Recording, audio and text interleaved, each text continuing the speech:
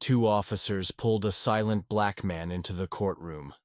They mocked his name and ridiculed his quiet demeanor until he produced an FBI badge and placed it on the bench, instantly turning the courtroom upside down. When the bailiff called the name Leonard Briggs, hardly anyone looked up. A faint murmur moved through the room, but no one stood until a tall, clean-shaven black man in a wrinkled gray suit rose from the last row and calmly walked down the middle aisle. His steps were unhurried and purposeful. He carried no briefcase, wore no lawyer's robes, and brought no entourage, only himself. Two uniformed officers at the back leaned toward one another, whispering about him. One muttered he must be one of those fake sovereign citizens who claim the laws do not apply to them. The other stifled a laugh, saying he had heard that nonsense countless times before. Their laughter caught some attention, but Leonard's expression remained perfectly composed. Too composed, almost unreadable, as if he had witnessed this exact scene before. The judge, an elderly white man with thinning hair combed over and a voice that could have belonged to a local radio presenter, adjusted his glasses and glanced down at the case file. "Mr. Briggs," he began, turning a page, "you are charged with failing to comply during a lawful stop. Is that correct?" Leonard replied evenly, "That is what the report says." The judge observed that Leonard had no attorney present. Before anyone could say more, chuckles came from the courtroom's back. The judge glanced toward the officers but said nothing. The courtroom carried just the perfect level of tension. Not so much that it disturbed the flow, yet enough to keep everyone alert. "All right," the judge announced. "This seems to be a minor infraction. We will make this quick, Mr. Briggs. Do you have anything to say before we begin?" Leonard moved forward. Carefully, he reached inside his coat. An officer in the back slightly rose, his hand twitching toward his holster. Leonard paused, and then produced a slim, laminated badge, setting it gently on the edge of the judge's bench. "I am Leonard D. Briggs," he declared, his voice calm and controlled, "Director of Internal Affairs at the Federal Bureau of Investigation." The room instantly fell silent. At first, the judge did not even blink. He simply stared at the badge, his mouth parted slightly before closing again. The officer who had nearly stood up lowered himself back down, his jaw hanging loosely. His partner looked at Leonard as if witnessing something supernatural. "You're with the FBI," the judge finally spoke. Leonard remained still. "Internal Affairs. I supervise misconduct investigations throughout the southeastern region, including local departments that disable body cameras during traffic stops." There was a shuffle of papers, a cough, a pin dropping in the silence. Then, the judge cleared his throat and slowly reclined in his chair. "Would you mind coming to my chambers for a moment, Mr. Briggs?" Leonard shook his head. "I want everything to stay on the record. Complete transparency," he said as one of the officers rose. At first, no one recognized him. His voice was muffled, barely audible. Leonard looked their way, not with hostility, but with a calm, analyzing gaze. "You never asked," he said quietly. However, the silence did not last long. Behind closed doors and curious whispers, news spreads quickly. This time, it was making its way directly to the highest ranks. It was shortly after 10:30 in the evening when Leonard exited Highway 45 near Biloxi, Mississippi. He had spent the entire day on the road, visiting small police units throughout the Gulf region. These departments were flagged due to unusual reports, inconsistent records regarding use of force, and lately a suspicious amount of body cameras malfunctioning. His rental car was a plain silver Toyota Camry, unpretentious and ordinary. He chose it deliberately to avoid drawing attention. Leonard never made his identity known. He preferred to observe quietly. That night, as he was heading toward a modest motel on Bayou View Drive, flashing red and blue lights appeared behind him. He exhaled deeply, reduced his speed, and pulled over. Reflected in the rearview mirror, 2 officers stepped out, both white, around their mid-30s. One had a shaved head and already held a flashlight. They advanced without hesitation. The bald officer knocked firmly on the driver's side window and immediately demanded license and registration without any formal greeting. Leonard lowered the window halfway and asked, "What is the reason for this stop, officer?" The cop repeated sharply, "License and registration," then added, "You did not use your blinker at the last lane change." Leonard glanced at the dash cam, visible in the mirror, and calmly responded, "I am quite certain I did. Do you have something to hide?" The second officer spoke up, appearing on the passenger side. Leonard replied calmly, "No, but I would like to know if this is a traffic stop or an interrogation." The bald officer leaned in closer, demanding, "Are you being defiant? Step out of the vehicle." Leonard responded, "I have not refused anything. I simply asked a question." The officer insisted, "Get out now." Leonard remained still and handed over his license. The ID showed Leonard Briggs with no mention of the FBI, only identifying him as a man from Montgomery, Alabama, with a clean record. Still, this did not satisfy the officers. "Where are you going?" the officer questioned. "You cannot say you cannot, or you will not." Leonard met his gaze and answered, "Federal protocol." Those few words seemed to set the officer off. "What does that mean?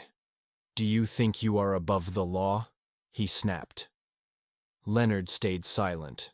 The second officer then opened the passenger door and ordered Leonard out of the car. Leonard spoke quietly. "This stop is no longer lawful."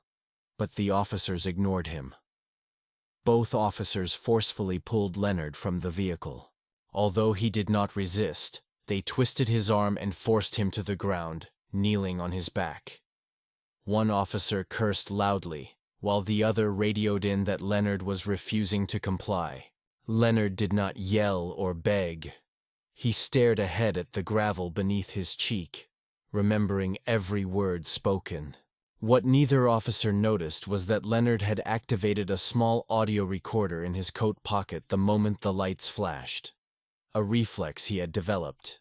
The kind of suspicion that comes from experience with how situations like these often unfold for men who resemble him, especially in the southern regions. By the time they dragged him into the nearby police station, a rushed report had already been completed. It stated he had become verbally hostile and refused to disclose his destination. There was no mention of the officer's own questioning, no record of excessive force, and certainly no video evidence. When Leonard asked to see the arresting officer's badge number, he was met with a cold glare followed by a sarcastic comment. "Don't worry, you will have plenty of time to ask questions in court," they said. He was locked in a holding cell overnight with no opportunity to make a phone call or speak to a supervisor. Just the hollow sound of footsteps in a dimly lit hallway, and the smirk of the officer who believed he had the last word. But that was far from the end, not even close. The courtroom they brought him to was more than a place to file charges. It was where the true battle was about to begin. The silence in the courtroom grew heavier when Leonard placed his FBI credentials on the judge's bench. No one dared to move. The smug expressions from the back rows vanished instantly. The officer with the closely shaved head sat rigid, eyes flicking nervously between Leonard and the badge as if confronted by a specter. Clearing his throat, the judge's voice wavered. Mr. Briggs, you are stating that you represent the FBI. Leonard did not hesitate or blink. Not stating, I am, he said firmly, gesturing once more to his ID. You may verify the badge number with the office of Director Travis McCall. At the office of the Inspector General in Washington, D.C., a clerk named Darlene, who had been working there for 3 decades and possessed a keen sense for courtroom tension, slowly stood up and asked respectfully, Your Honor, should I make that call for you, please? The judge responded almost immediately. Leonard stepped back, giving space to the others. The entire courtroom held its breath, motionless. Even a small child among the spectators stopped moving. Everyone was uncertain about what might come next. One of the officers, the one who had forcefully pulled Leonard from the vehicle, whispered nervously, There is no way this man is deceiving us. Another officer leaned in and said, That badge seems authentic. That identification appears genuine. This could really be happening. Then we are in trouble. Leonard caught every word but stayed silent, eyes locked on the judge who now appeared somewhat diminished behind the imposing bench. After 5 minutes, the clerk returned, carrying a small notebook, biting her inner lip anxiously, and declared without looking at the officers, It is confirmed. He works for FBI Internal Affairs in the Southeastern Division and has been with them for 27 years. His rank is legitimate. The courtroom fell silent again, but this time not from mockery. It was a quiet shame reflected in the judge's shifting gaze, the officer's shallow breaths, and the prosecutor, who suddenly found no words. At last, Leonard broke the silence. Calmly, he explained, My intention was never to make trouble. I did not even come to lodge a complaint. I was acting under an unofficial assignment, visiting departments currently under review. I did not hand over my identification voluntarily, because I was not required to do so. I presented my license, stayed composed, and complied with the law. His voice remained even yet echoed throughout the room. I was attacked, pushed to the ground, held without justification for several hours. My rights were overlooked, but I recorded every single detail. I am fully aware of the exact procedures that were breached. The judge reclined in his seat, fingers interlaced firmly. Mr. Briggs, I am not here to receive your apology, Leonard interrupted. I am here to demand that the charges be dismissed immediately, and that both officers be placed on temporary administrative leave starting now, pending a federal investigation. The prosecutor opened his mouth to speak, but the judge raised his hand and said the request was granted. Both officers appeared shocked. You are suspending us just like that, the bald officer exclaimed, almost shouting. The judge remained silent.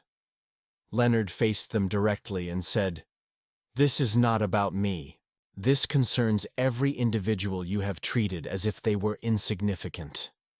Every citizen who did not have a badge to show.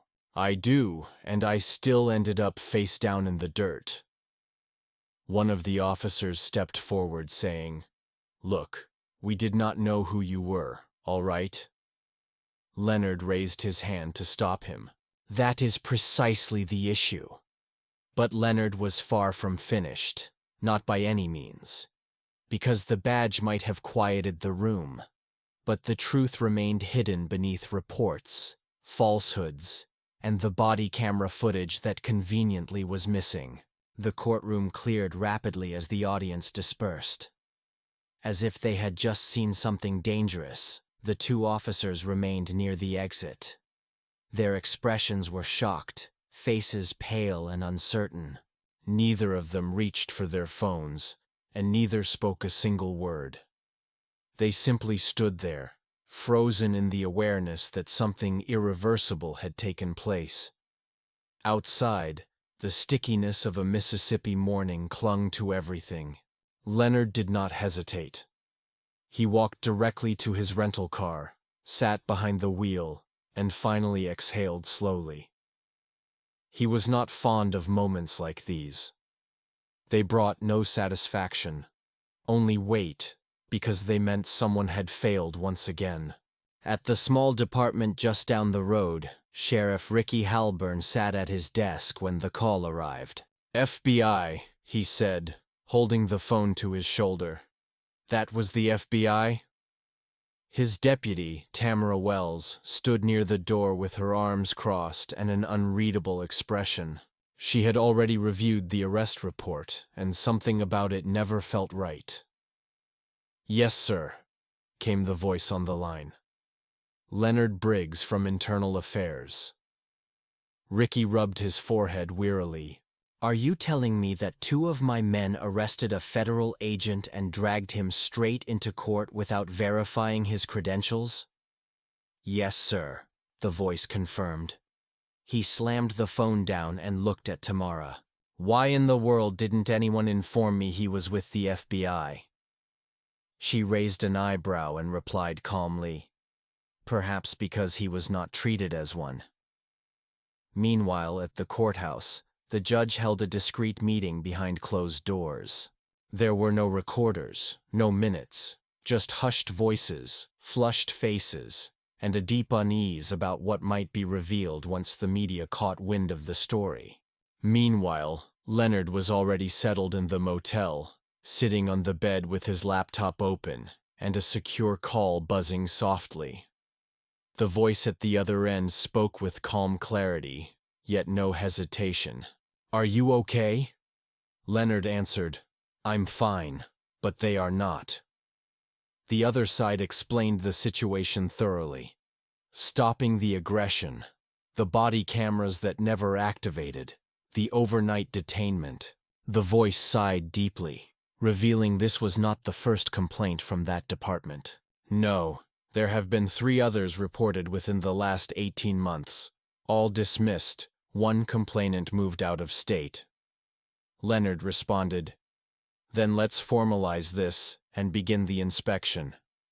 He nodded, even though the caller could not see. His expression, when asked if he should keep it confidential, Leonard said, "Not anymore." Later the same day, Officer Curtis Dell, the man with the shaved head, attempted to manage the fallout. Arriving at the station trying to appear relaxed, it was clear to everyone something was off. His forced composure, the awkward way he avoided Tamara's gaze were noticeable. He knocked on the sheriff's door. "You got a minute?"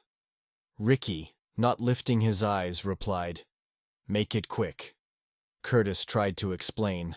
"Look, I didn't know who he was. If I had known—" Ricky interrupted sharply. "I don't care if he was a garbage man or a ghost, Curtis." He stayed calm, did not shout, never threatened, and always gave you opportunities. Yet you still brought him in like some criminal off the street. Curtis admitted, "I panicked." He spoke vaguely about federal rules and protocols. "We have seen fake IDs before. People pretending to be federal agents." Ricky stared silently and then looked down when Curtis finally produced a genuine license. "You simply threw it out the window." Curtis remained silent. Ricky leaned in and asked, "Do you realize the consequences if the Department of Justice sends a team here?" Curtis looked down. "I made a mistake," he admitted. Tamara, who had entered during the exchange, crossed her arms and said, "You didn't just make a mistake. You put all of us under scrutiny. Perhaps that is where we belong." Curtis stared at her, shocked. "Are you serious? I am tired of seeing reports that do not match the body camera recordings. I am exhausted from watching people leave here more broken than when they arrived." Ricky stayed quiet, sitting there with a clenched jaw and phone in hand, deep in thought about how many secrets were about to be revealed. If they believed the worst was over, they were mistaken. Leonard had just opened a file on his laptop containing a list of names, dates, and warnings that stretched back years. Leonard sat behind the motel desk, his fingers gliding over the keyboard, eyes focused and rarely blinking. He did not rely on emotions. Those often cloud judgment. Instead, he was constructing a timeline. He already knew what would happen next because he had witnessed it repeatedly. Frantic scrambling, hollow excuses, and sudden technical glitches. He accessed the department's official portal and submitted a formal request for the body camera footage from the night of his arrest, specifying timestamps and official details.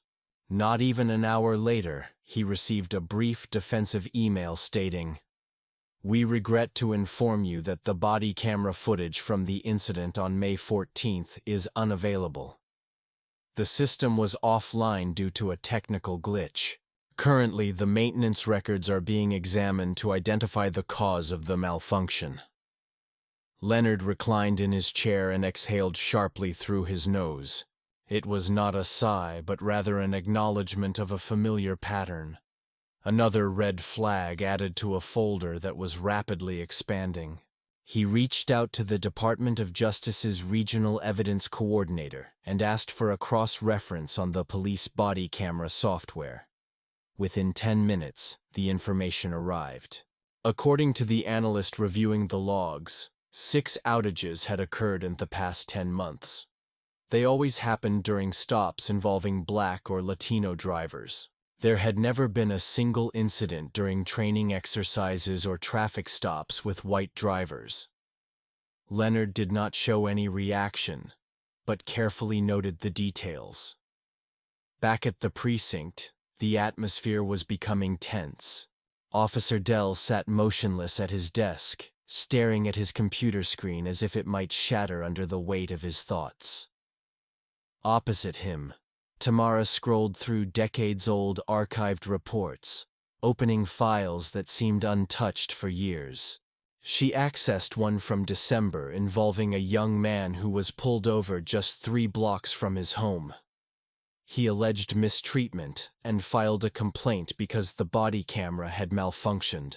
Then there was another complaint with the same story, followed by yet another. Her gaze sharpened. "They truly believed no one would catch on," she whispered quietly in the back office. Meanwhile, Brian, the department's IT technician who usually kept to himself, received a discreet message on the internal chat.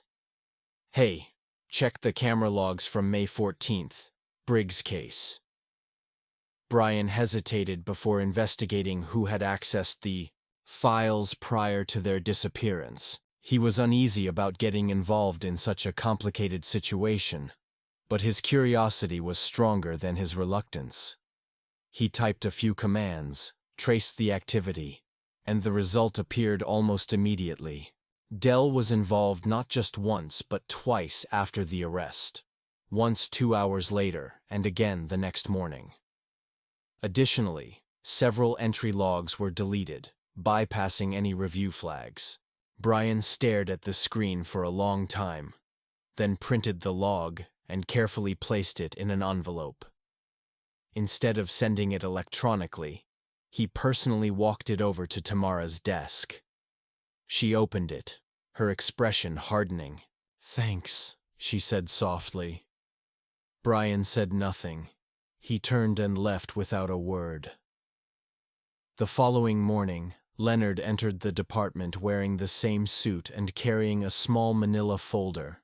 The front desk officer looked utterly overwhelmed, as if facing a storm in humanoid form. Agent Briggs," the man stammered. "We weren't expecting you." Leonard responded calmly, "I am not here to cause trouble. I am here to verify some patterns."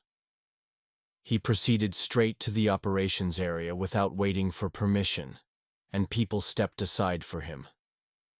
He knocked once on the sheriff's office door before entering. Ricky glanced up, clearly exhausted. "I assume you received our email," Leonard said as he placed the folder on the desk. Ricky did not touch it. "Someone accessed the system," Leonard continued, "and manually deleted the camera records after the arrest but before the arraignment. Care to guess who?" Ricky rubbed his eyes deeply. "We are investigating this matter, no exceptions," Leonard stated with a steady yet composed voice. "You are not, I am." He began to walk away but stopped briefly. "I recommend having Officer Dell's badge and firearm ready by the close of business today. Internal Affairs will arrive on site this week." Ricky did not respond or even lift his gaze. However, as Leonard retreated down the corridor, he understood Dell was not the only one whose involvement was evident. The inquiry had expanded beyond a single evening. It now encompassed everything they had attempted to conceal. By Wednesday morning, 2 black SUVs quietly pulled into the back parking lot of Jefferson County Police Department. There were no flashing lights or commotion, just a calm and purposeful arrival. Leonard stepped out first, joined by 2 agents from Washington. Grace Mendoza, a compliance specialist with sharp, unyielding eyes, and Nathan Cole, an expert in digital forensics who spoke only when necessary. Their mission was not to create noise, but to thoroughly examine every detail within the department. The mood had changed significantly. Officers who once acted confidently now observed silently behind computer screens. Ricky Halburn had barely rested, while Leonard and his team were the only ones speaking clearly. Grace took control of the records room, asking for disciplinary documents, traffic stop reports, personnel assessments, and internal affairs files, anything that left a documented path. Nathan vanished into the server room with Brian, the IT specialist, who granted him system access without resistance. Leonard sat quietly with Tamara in a small office toward the back, preparing for what was to come. She had her laptop open with numerous windows filled with old reports. Her face was tense and focused. "These all appear identical," she said, showing claims involving aggression, body cameras turned off, vague follow-ups. Leonard nodded slowly. "This is not about a single poor choice. It is about the culture, what gets overlooked, what is concealed, and what everyone else comes to accept as normal."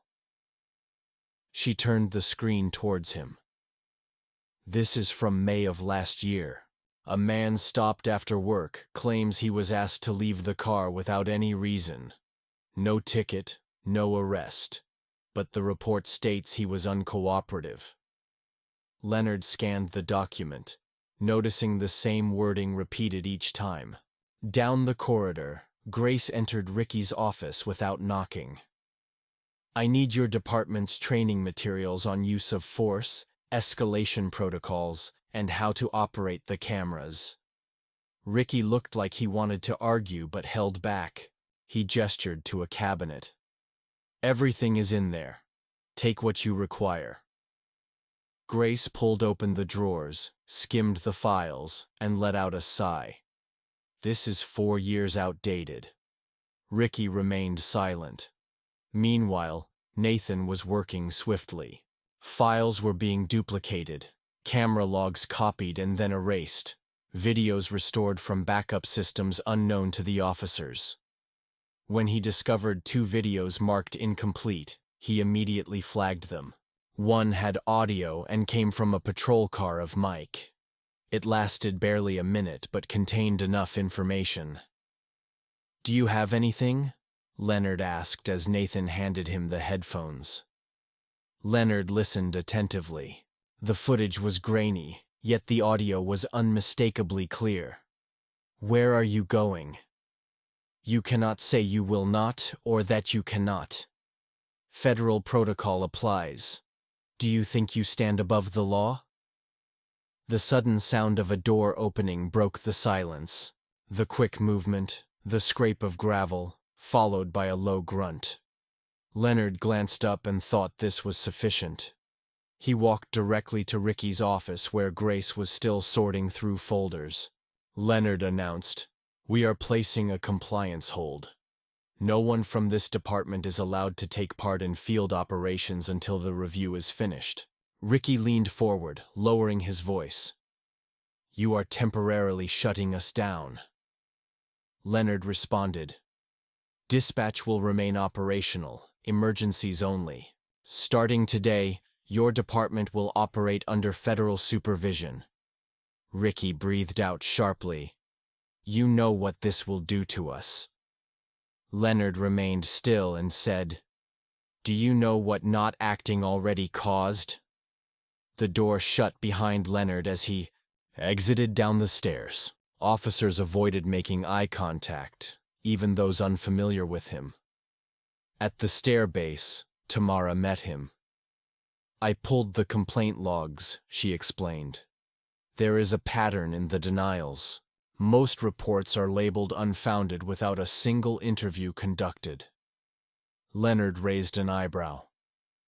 "Who approved this?" She handed over the list. Curtis Dell's name appeared repeatedly. He folded the paper, placed it inside his coat, and moved toward the exit.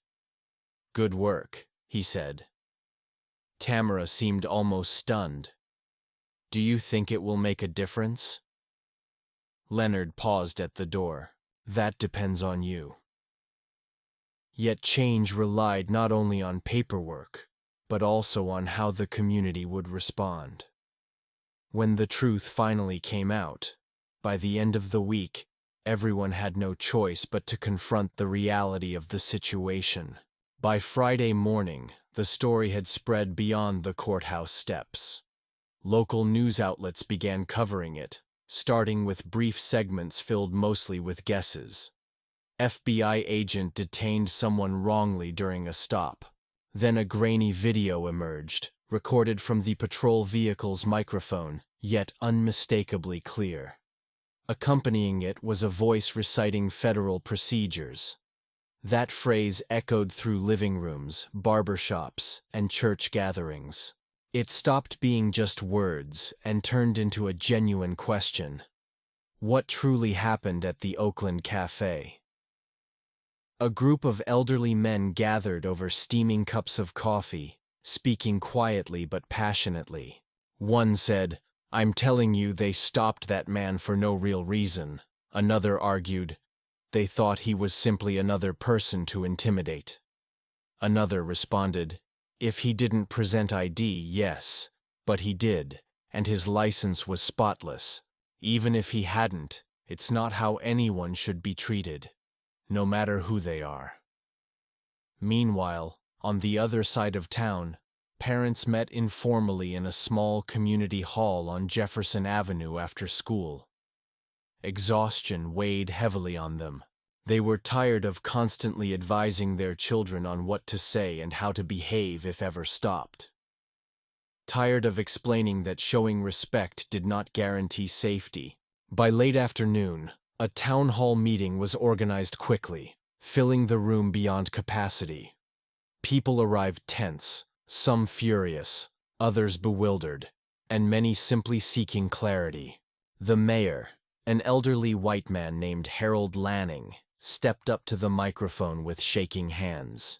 He said, "We are aware of the ongoing investigation and are fully cooperating with federal authorities." As the meeting proceeded, a woman from the back stood up. Her name was Felicia Green. Her son had filed a complaint 2 years before, but it had been ignored. She asked with a steady voice if they planned to reopen all those old cases. Harold responded that they were looking into it, but she interrupted firmly, "Do not look, act." A ripple of applause spread throughout the room, sporadic yet genuine. Leonard stood near the rear, arms folded. He was not there to speak, but to listen. When Tamara arrived halfway and slid next to him, she whispered, "I didn't expect so many people to come." Leonard replied, "They always show up once the fear of silence fades." One by one, people took the microphone. A teenage boy shared how he was stopped while walking home from football practice. A single mother recounted being pulled over twice in 1 week and questioned if the car belonged to her.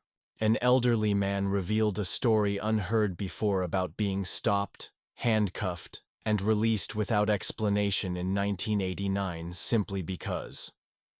None of these accounts had reached the press before, yet tonight the room listened attentively. Then unexpectedly, Sheriff Ricky approached the microphone. The crowd fell silent instantly. He looked older, or perhaps just more vulnerable than usual. "I've served in law enforcement for 31 years, he began, "and I would be untruthful if I said I hadn't failed some of you." Pausing, he glanced at Leonard. "We did not know who Mr. Briggs was. But that is not the real problem. The problem is we did not care who any of you were. That responsibility lies with me." A few murmurs and nods followed his words. "We are going to reopen the closed complaints." He continued by saying, "We will operate under federal supervision, and anyone involved in this scheme will face consequences, including myself." A woman near the front called out, "Words are easy." Ricky gave a slight nod and said, "Then hold me to it." Leonard stayed silent while Tamara looked at him and asked, "Do you trust him?" Leonard responded, "I trust this group." After the meeting ended, people stayed around in small groups chatting. It was far from finished. However, something had been unleashed, and once it is, it cannot be dismissed again. Yet accountability means nothing if there are no consequences. Leonard had one last appointment to ensure this was not overlooked. On Monday morning, Leonard climbed the City Hall steps carrying a file in one hand and a small cup of coffee in the other. He was scheduled for a private meeting with Mayor Lanning, but upon arrival, 2 more individuals were present. Tamara Wells, now officially assigned as the department liaison for federal oversight, and Grace Mendoza sitting beside her holding her own folder. The mayor glanced up when Leonard entered and said with a forced half-smile, "Did not expect this many visitors." Leonard did not respond. He laid the folder on the table and stated, "These are the initial results. 5 confirmed breaches of department rules, 3 instances of falsified reports, 2 cases of body camera interference, and 1 active effort to disrupt a federal inquiry." Lanning's hands clenched slightly as he asked, "Are you suggesting legal action?" Leonard hesitated before responding. He glanced at Grace, who gave him a subtle nod. "We are advising a complete personnel review," Grace stated, "effective immediately, and the dismissal of Officer Curtis Dell." Lanning exhaled slowly. "You want me to terminate one of our longest-serving patrol officers?" he asked. "We want you to rebuild confidence in a system that has been failing for far too long," Leonard replied. Tamara leaned forward and added, "We are also asking you to make a decision. Protect a man whose complaints have been hidden and reports altered, or support the community calling for change." Lanning stared down at the table, realizing there was no simple escape this time. No press release could solve this. No silent suspension would appease what had been openly declared in public, on record. At last, he agreed. "I will prepare the termination letter today." Leonard closed his folder and stood up. "We will be overseeing compliance. Any further interference or delays will be escalated to the Bureau." The meeting ended quietly, but its gravity remained.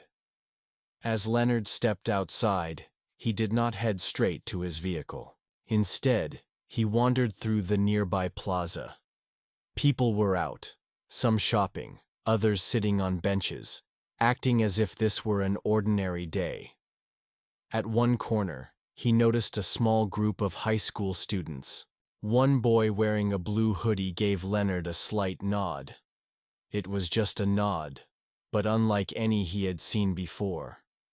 This one carried acknowledgement, respect, not fear. Leonard returned the gesture and continued walking back to the department. Officer Dell was summoned to Ricky's office without any explanation or discussion. Just a printed notice signed by the mayor indicating it was effective immediately. Dell did not shout or protest. Instead, he simply looked at the document and then at Ricky as if to say, "So this is it." Ricky glanced up and asked if he believed it should not be this way. Dell's voice faltered as he responded, "I acted according to what I believed was right. I never realized you did not care." Ricky replied, "That was the very thing that got you into trouble." Dell exited through the back entrance and was not seen by anyone else that day. Tamara remained standing in the corridor, observing the shifts within the department. Some expressions showed relief while others were filled with bitterness. Yet the transformation was unfolding silently and consistently. Later that evening, Leonard returned to finalize the last part of the procedure. He was scheduled to meet with the mayor, the sheriff, and 2 representatives from the Department of Justice to start forming new departmental guidelines, including mandatory evaluations, body camera inspections, and systems for community reporting. There were no cheers or decorations. However, the genuine effort had finally begun. As the sun set behind the rooftops, Leonard made one final phone call.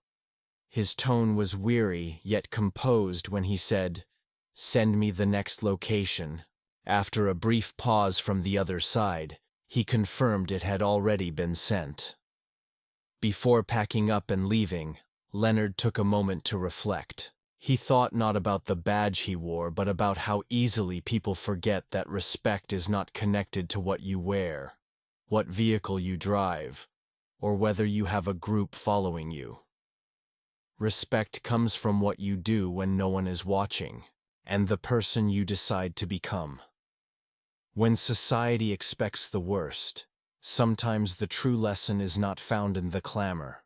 It lies in the quiet moments that succeed it, in the shift of energy when laughter abruptly fades, in how an entire community hesitates. After countless years of pretending everything was okay, Leonard did not need to deliver a grand address. He was not chasing headlines. What truly counted was the actions people took when they believed no one would ever hold them accountable. Back in the motel room, he perched on the edge of the bed, shoes still on, his phone buzzing with follow-ups from Washington, which he silenced.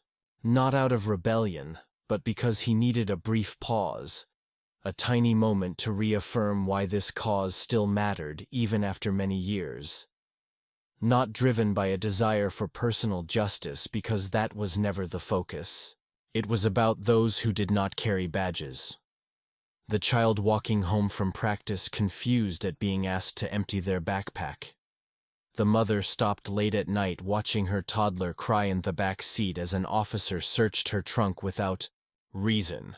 About the elderly man who never shared how in 1989, 2 officers had pinned him against his car hood for the mere act of rolling through a stop sign. None of them could say, "I work for the FBI." None had recording devices on hand.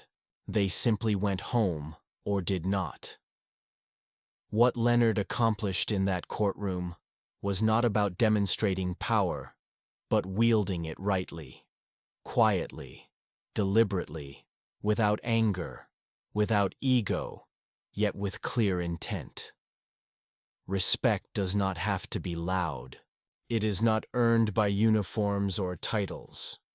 True respect arises from recognizing someone's humanity before making any judgments about their worth.